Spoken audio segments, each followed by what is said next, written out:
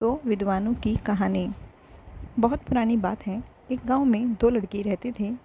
एक का नाम ज्ञानवान और दूसरे का नाम बुद्धिमान था। लेकिन दोनों पढ़ने लिखने में बहुत कमज़ोर थे।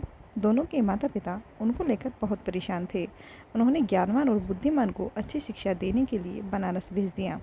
ज्ञानवान और बुद्धिमान ने बनारस में कुछ वर्ष रहकर अध्ययन किया। अब दोनों ही अच्छी शिक्षा ग्रहण कर विद्वान हो चुके थे। विद्वान होने के साथ ही उनमें इस बात का घमंड भी आ गया था कि वे बहुत विद्वान हैं। हर जगह दोनों ही अपने को श्रेष्ठ और दूसरे को नीचा दिखाने का प्रयत्न करते थे।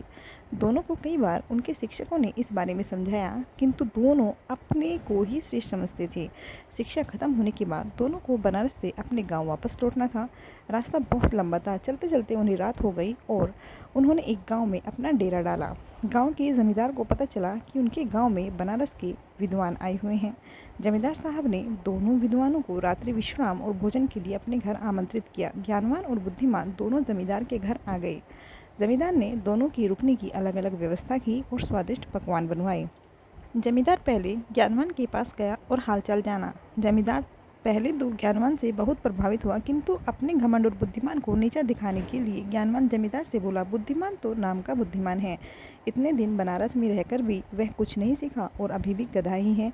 ज्ञानवान की बातें जमींदार को अच्छी नहीं लगी। ज्ञानवान से मिलने के बाद वह बुद्धिमान से मिलने गया। बुद्धिमान में भी ज्ञानवान की तरह ही बातें की और कहा, ज्ञानवान को कोई ज्ञान नहीं है और वह तो बैल है जिसे कुछ नहीं आता। जमींदार दोनों से बहुत निराश हुआ और कुछ देर पश्चात उसने ज्ञानवान और बुद्धिमान को भोजन के लिए बुलाया।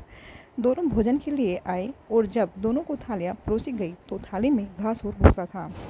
थालियाँ देखकर दोनों जमींदार पर बहुत क्रोधित होते हुए बोले, आपने यहाँ हमें बेइज्जत करने के लिए बुलाया है?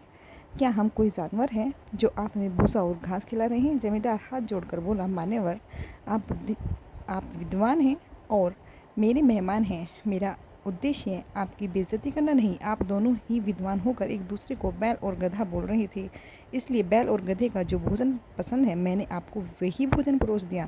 जमींदार की बात सुनकर ज्ञानवान और बुद्धिमान को अपनी गलती का एहसास हुआ और दोनों ने एक दूसरे से क्षमा मांगी और जमींदार को धन्यवाद दिया। जमींदार ने भी दोनों को स्वादिष्ट पकवान खिलवाए और दोनों की खूब आवभगत किया। शिक्षा, कोई कितना ही बड़ा विद्वान क्यों न हो, अगर दूसरे को नीचा दिखाने का प्रयत्न करता है तो उसे भी नीचा देखना पड़ता है। Thank you.